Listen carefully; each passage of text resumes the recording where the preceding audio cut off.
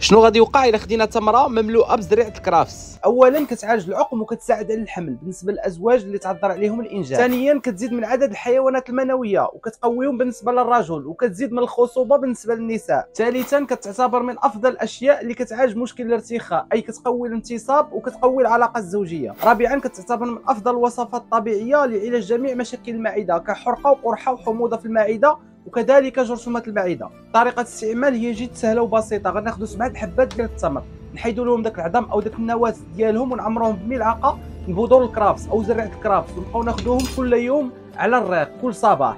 قبل ما نساليو الفيديو بغيت نقدم لكم كولون ديتوكس مع شركه فلوريش بيوتي، من احسن الاشياء لعلاج القولون العصبي او ما يعرف بومزوي باللهجه المغربيه. هذا المنتوج من الفوائد ديالو انه كيعالج القولون اي الماء الغليظ وفي نفس الوقت كيطرد البكتيريا والجراثيم اللي كتواجد في المعده والامعاء. كذلك الديدان الشريطيه بحال السنته والحناش كيعالج مشكل القبط المزمن والاسهال